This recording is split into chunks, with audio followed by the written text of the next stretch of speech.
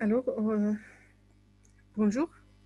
Donc, je vais en fait vous présenter la première science qui est consacrée aux nombres entiers naturels et les nombres décimaux, partie 1. Donc, il est présenté par moi-même et il est destiné aux élèves de première année collège. L'objectif de ce cours, donc, c'est de vous pousser à faire des enchaînements des opérations arithmétiques d'un nombre entier et décimaux positifs. Donc, c'est dans le cadre de la révision pour se préparer à la première année de collège. Bon, je vais commencer par une première activité. Nous avons les nombres suivants: 0, 2, 7, 13, 41, 123, 413, 2055, 3000. La question qui se pose ici: quelle est la nature de ces nombres? Alors, je vous attends pour réfléchir à la question un petit peu.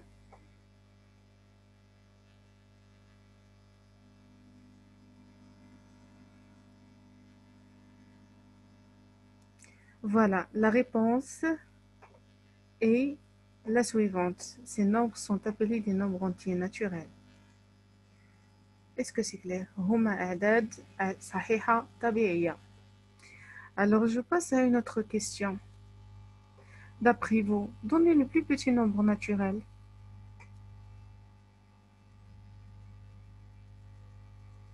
Donnez le plus petit nombre naturel. أصغر عدد صحيح طبيعي.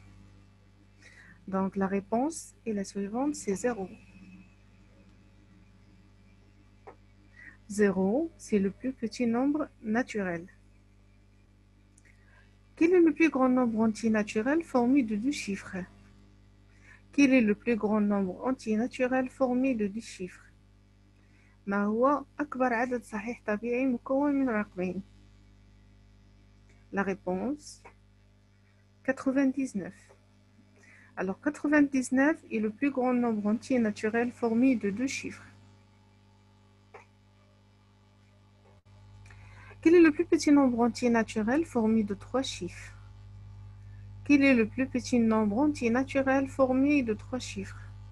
ما هو أصغر عدد صحيح طبيعي مكون من ثلاث أرقام؟ La réponse, bien évidemment, est 100. 100 est le plus petit nombre entier naturel formé de trois chiffres. Voilà la réponse. On continue par la question suivante. Donc, soit le nombre 65, quel est le nombre entier naturel qui le succède? Soit le nombre 65, quel est le nombre entier naturel qui le succède؟ ليكن العدد 65 ما هو العدد الصحيح الطبيعي التالي أو الذي يليه؟ La réponse, bien évidemment, est 60. Vous avez raison. Donc, on dit dans ce cas-là, 65 et 66 forment deux nombres naturels qui sont successifs. العددان 65 و 66 هما عددان طبيعيان متتاليان. Prenons par exemple 45. La question: donnez un nombre entier naturel tel que 45 et ce nombre soit successif. Donnez un nombre entier naturel tel que 45 et ce nombre soit successif.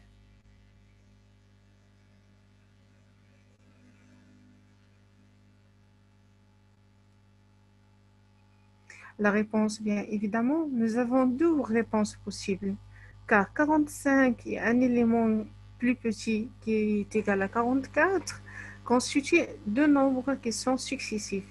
Et puis, nous avons 45 et 46 qui est aussi un nombre deux nombres qui sont successifs. Donc, la réponse, c'est 44 ou bien 46.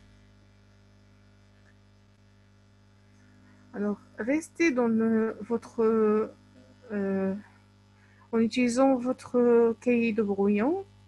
Toujours, nous avons 0, 2,3, 4, 11,26, 27,2, 40, 213,75. Ces nombres-là, ils sont comment? De quelle nature?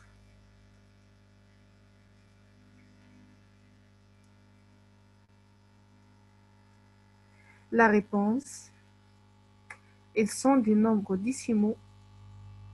هذه الأعداد تسمى أعداد عشرية. Voilà, nous avons, pour une simple raison, nous avons une virgule et nous avons des chiffres après la virgule. Donc, ce sont des nombres décimaux. 2,3, c'est un exemple d'un nombre décimal. Et nous avons 27,2, aussi est un nombre décimal.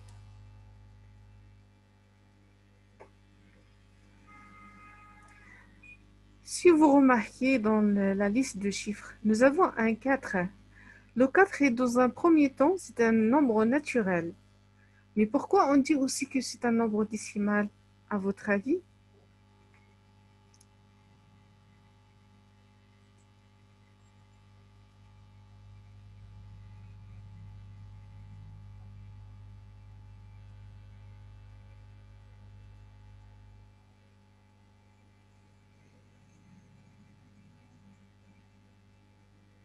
La réponse est la suivante.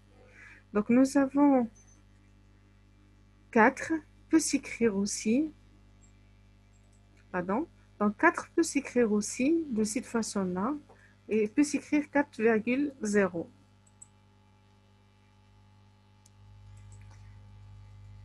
Donc 4 peut s'écrire aussi 4,0. C'est pour cela qu'on dit que 4 est aussi un nombre entier naturel et en même temps c'est un nombre décimal. C'est-à-dire que 4 s'écrit aussi 4,0, pardon. D'une façon générale, tout nombre entier naturel est un nombre décimal. Tout nombre entier naturel est un nombre décimal. كل عدد صحيح طبيعي فهو عدد عشري.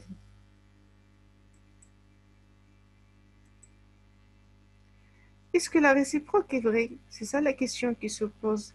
Est-ce que, par exemple, quand on prend un nombre qui est décimal, on peut dire que ce nombre-là peut être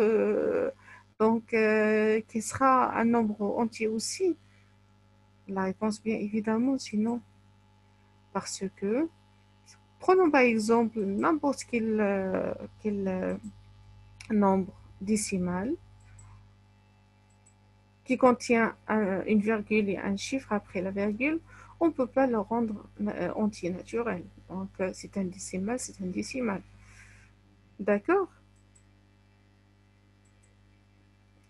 Prenez votre cahier de brouillon et essayons de calculer 27 plus 18,3. Alors, vous essayez de faire ce calcul-là. 27 plus 18,3. Ça va vous donner combien? Je vais vous laisser un peu de temps pour réfléchir à la question.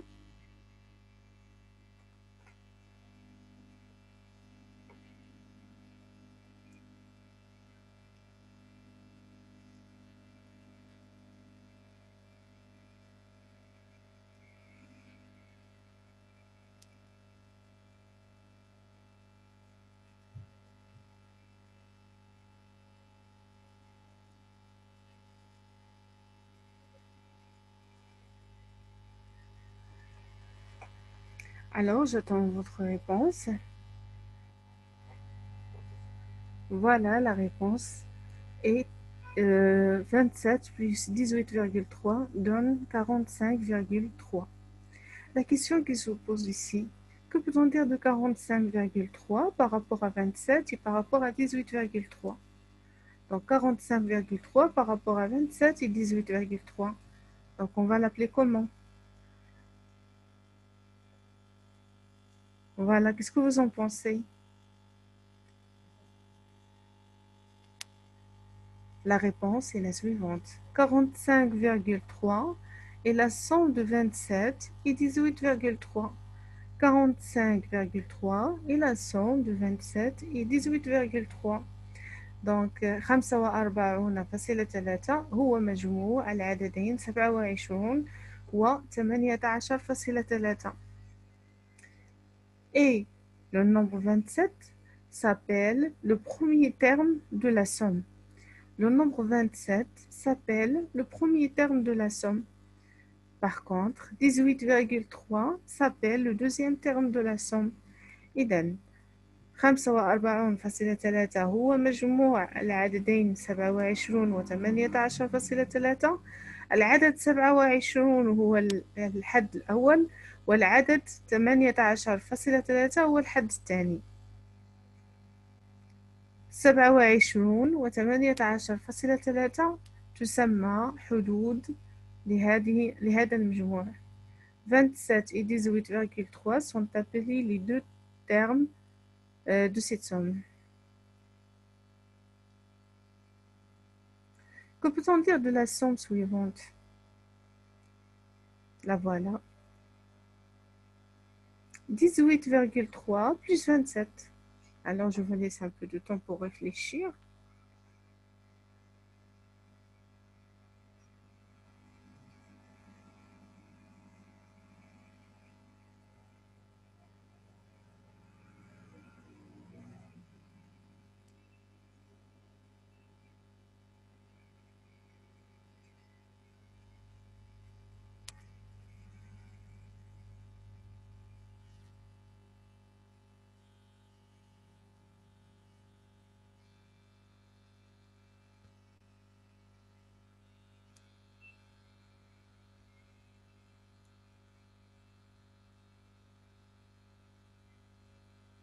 Oui, bien évidemment, la réponse est la même réponse, et le même résultat que vous allez retrouver sont les mêmes résultats.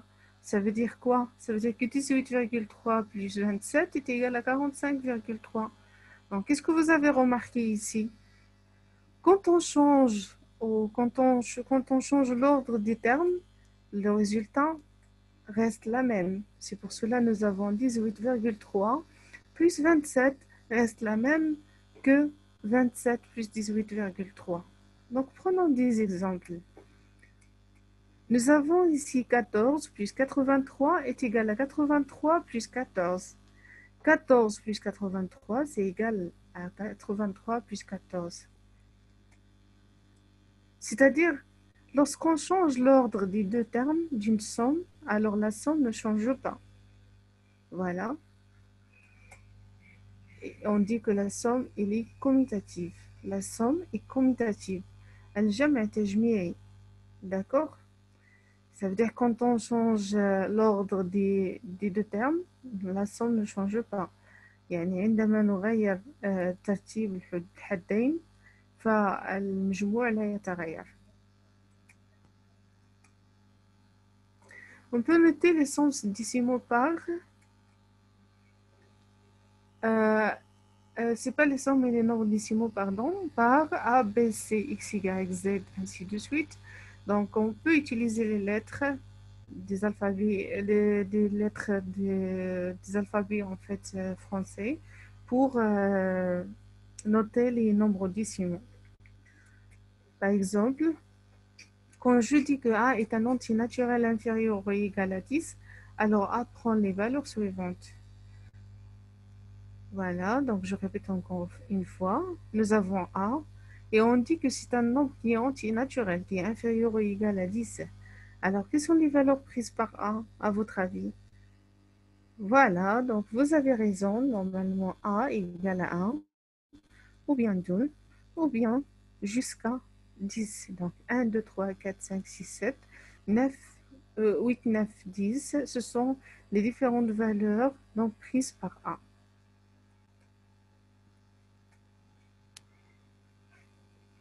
On peut utiliser les lettres aussi pour définir certaines règles, à savoir,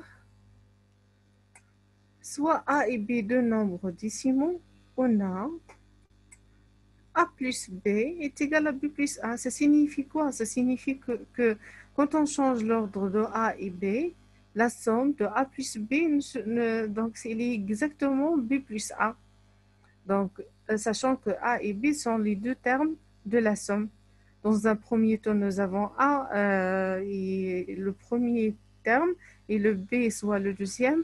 Et dans la deuxième opération, nous avons le B qui est le premier terme et le A qui est considéré comme deuxième terme.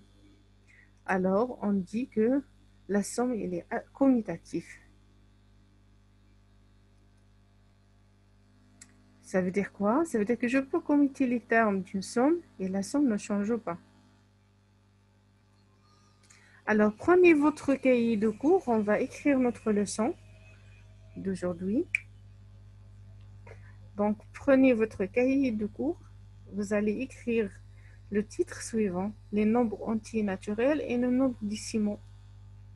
Alors, هتكتبوا هذا العنوان هذا les nombres entiers naturels et les nombres décimaux. وغديروا التاريخ ديال la science, la date ديال la science, la première science. Voilà, je vous donne un peu de temps pour écrire.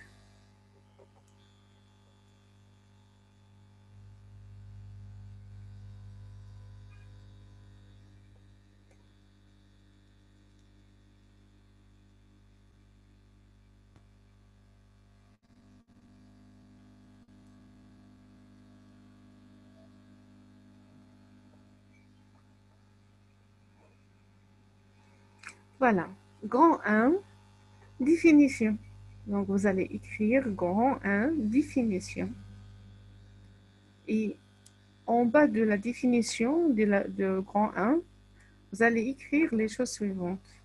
Les nombres 0, vous allez faire une tirée, 0, les nombres 0, 3, 9, 13, 57, 206, 3027, 50 000 sont appelés des nombres entiers.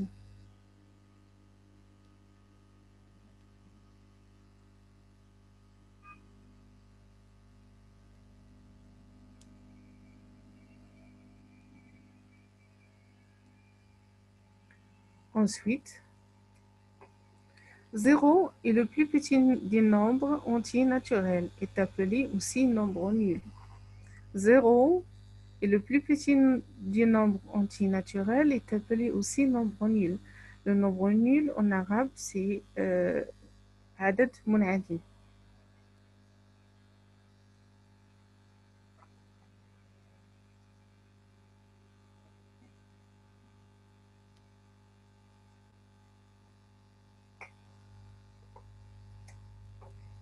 « 44 et 45 sont deux nombres entiers naturels successifs. 44 et 45 sont deux nombres naturels entiers naturels successifs. 44 و 45 هما عددان صحيحان طبيعيان متتابعان أو متتاليان.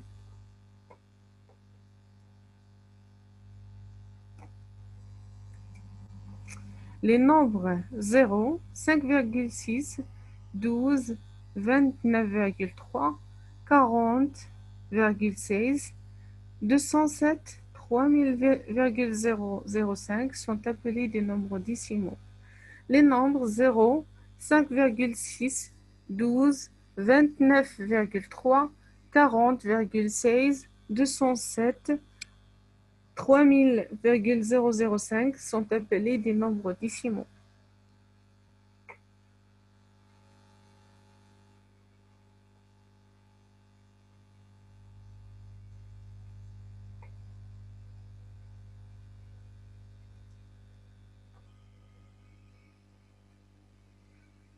Toujours en-dessus de la définition, vous n'allez pas réécrire un grand 1 définition. Vous allez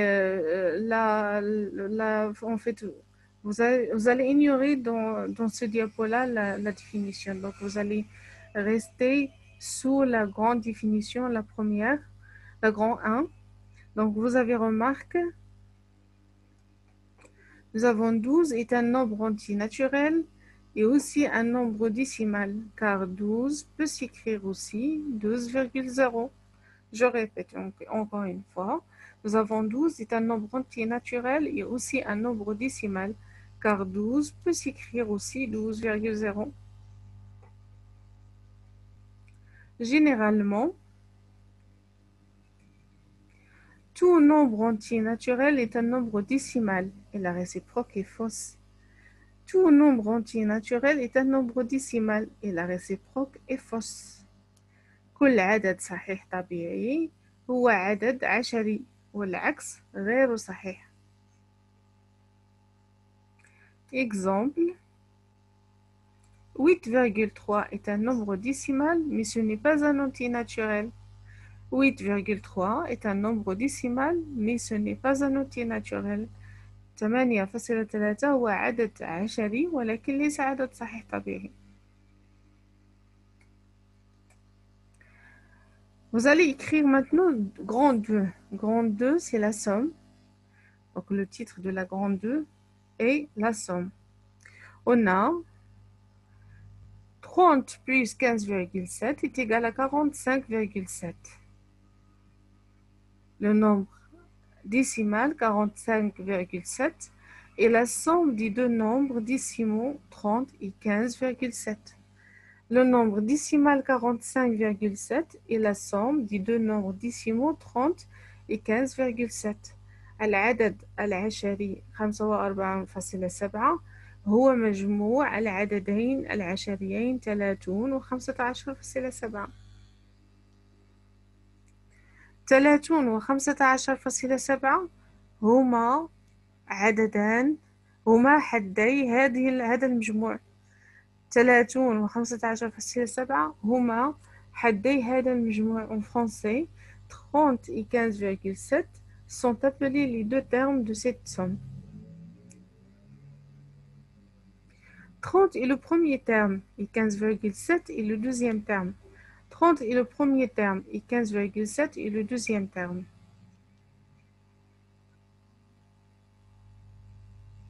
On a aussi 15,7 plus 30 est égal à 45,7.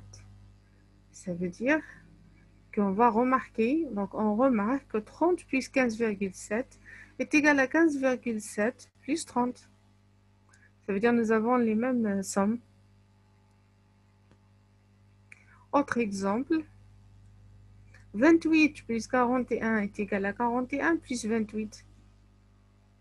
10,7 plus 18,1 est égal à 18,1 plus 10,7. 133 plus 6,11 est égal à 6,11 plus 133.